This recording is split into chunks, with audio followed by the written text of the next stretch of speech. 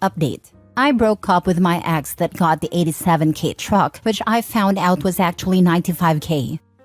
Original post. I am very annoyed. He didn't even speak to me about it. We had so many discussions about moving in together, getting married, and then he goes and purchases a truck 2K more than his yearly salary. If you're asking how can a truck be 87K, that's the price you get when you put every addition you want on it. He showed me the truck expecting me to be excited, and I was livid. When he bought this truck, we were only a month from moving in together. We got into a bad argument where he told me it was his money and he could do whatever he wanted with it. So I said fine, and I told him I'm not comfortable moving in with him anymore. I asked my landlord if my apartment was still available and if I could renew my lease, and they said yes. Now, my boyfriend is saying he can't afford his place and his truck. You should have thought of that before buying something so expensive without talking to your girlfriend of 2 years. I have had some of his friends' girlfriend reach out to me and say I should support him, and one even say that I'm not loyal, and this shows I wouldn't support him if we were married, since I run away when finances get bad. That's BS. He didn't lose his job or get hurt. He bought an expensive item without discussing it. I have been trying to get him to return the truck because it's already affecting his finances badly. He has only had this truck for 2 weeks, and he is worried that in the next month or two, he won't be able to cover all the expenses he usually has. This past weekend, we had another argument, and I think our relationship is going to end. I'm not helping him pay for this truck, and I'm not moving in with him. I've asked for a break and will be thinking about what to do. Now for the advice before reading the update. Yeah, no, you were right to put yourself first. He's going to end up drowning in debt. At least you won't be there to see it.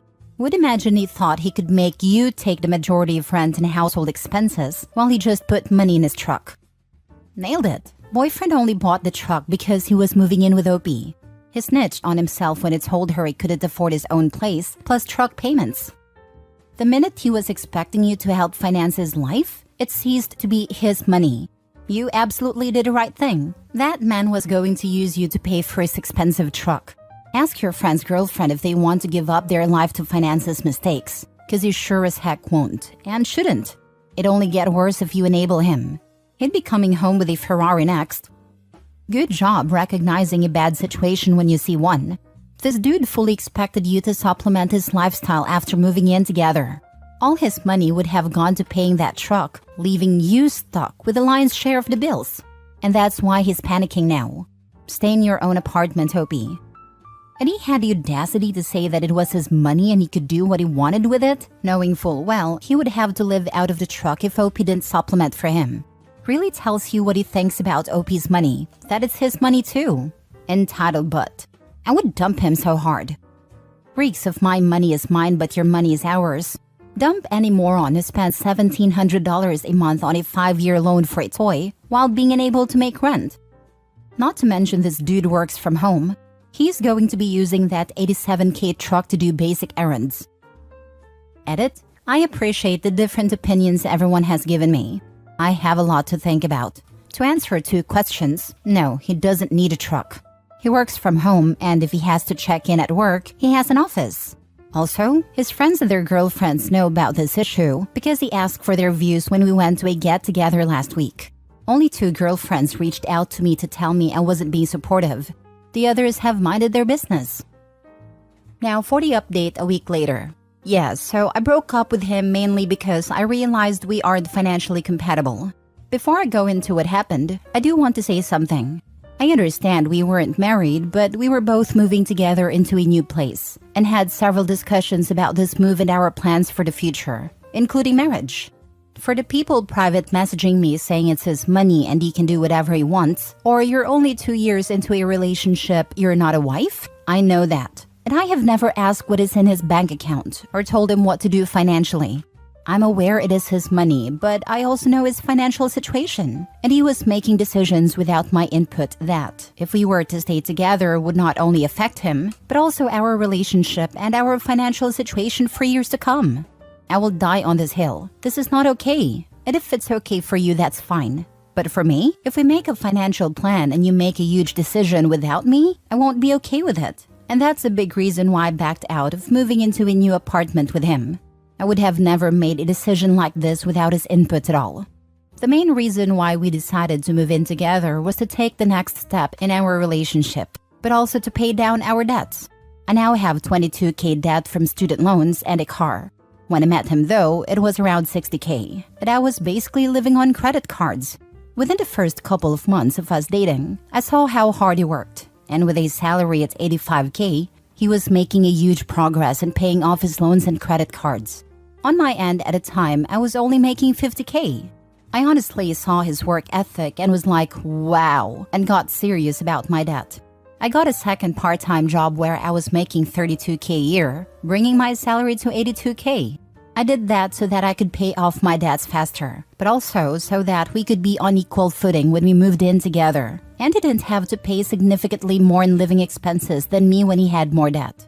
We did a complete budget months before we moved in together and realized that we would each have $700 extra a month to put towards our own individual budgets. This is why the purchase of this truck was so surprising to me. We had planned this move for months.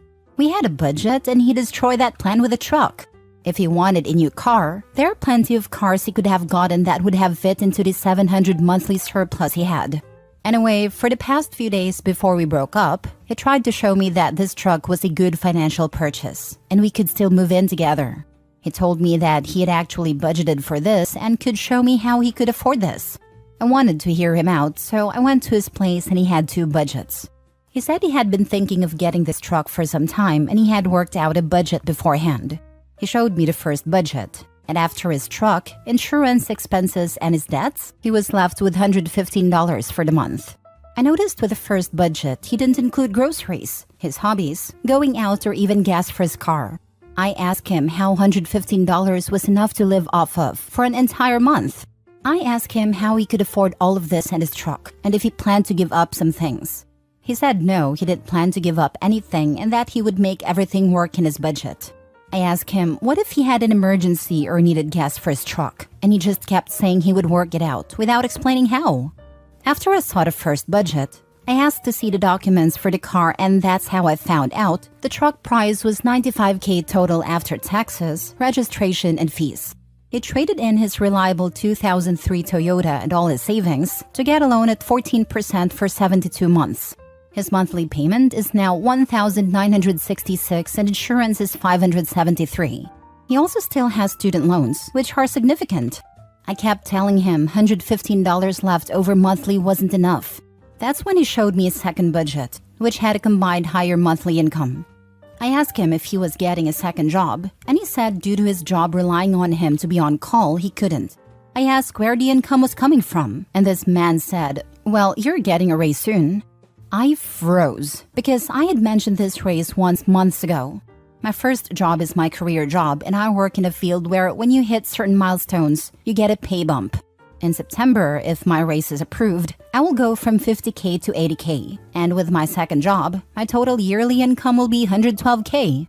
But getting the raise isn't a guarantee.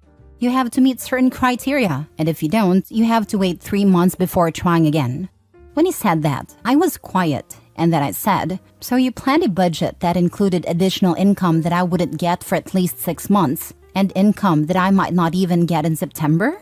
He said when I got my raise, the ratio of what he would pay would decrease and he would have more disposable income. I asked him why it was okay for him to plan budgets with my income, yet I had no say in how he spent his. He couldn't answer that.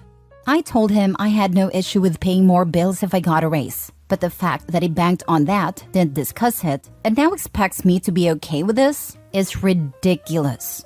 I also said there's no way I wouldn't be paying more with the first budget because he wouldn't have been able to survive on $115.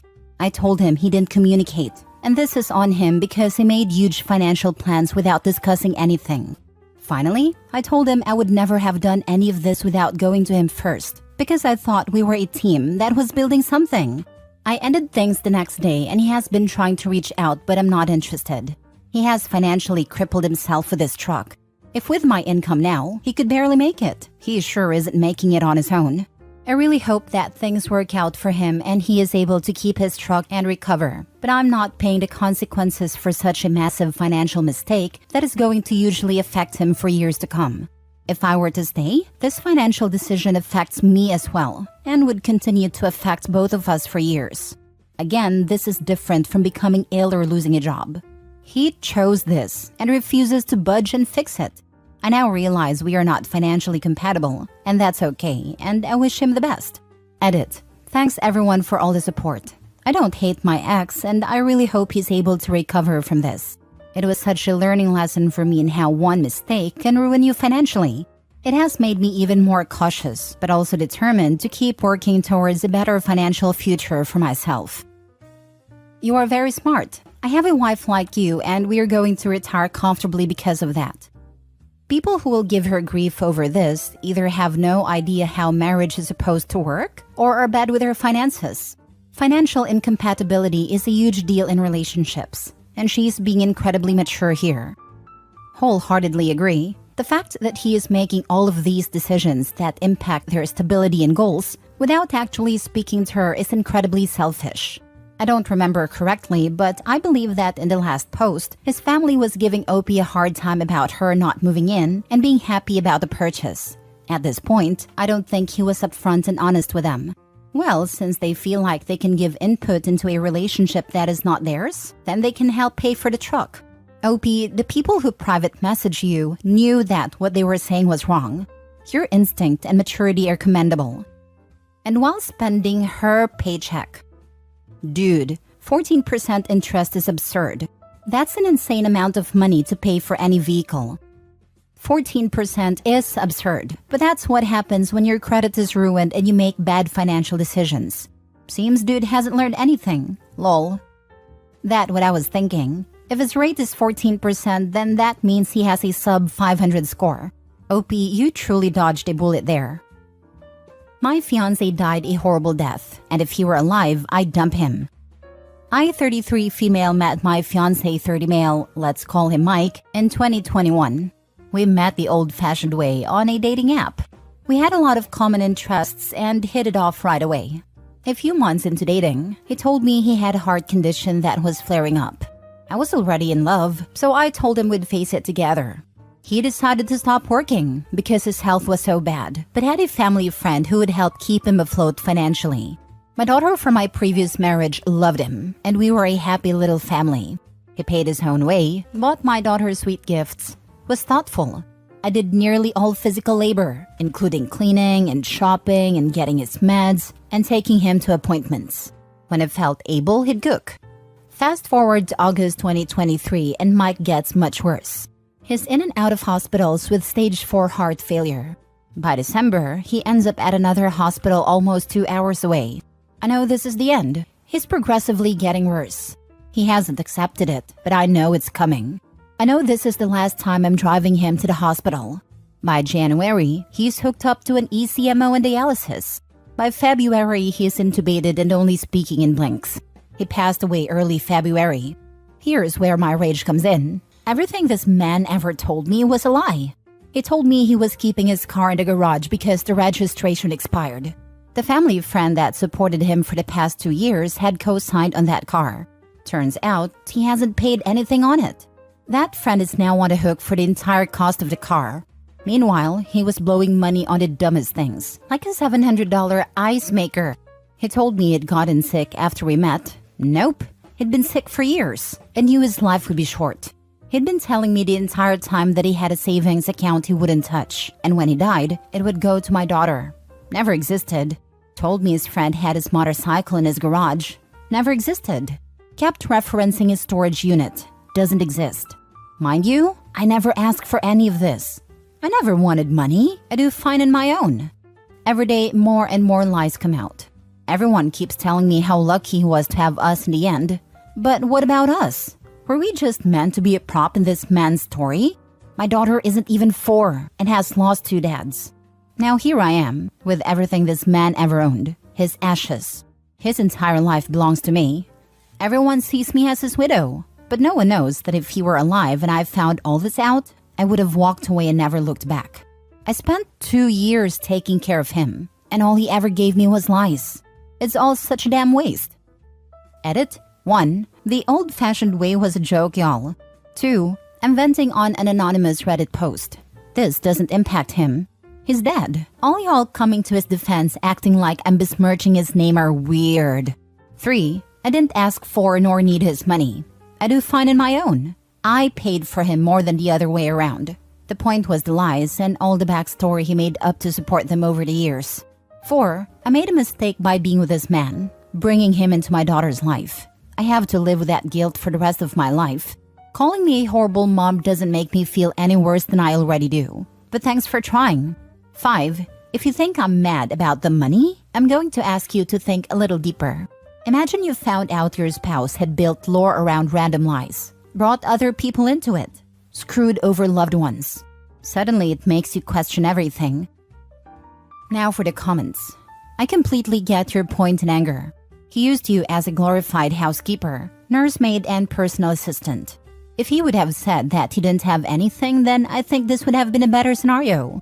You could have just gone on with your lives and mourned him. It was the lies and deceit. Also, I'm a bit surprised that you didn't ask him for all the info, just in case something ever happened to him, or at least towards the end.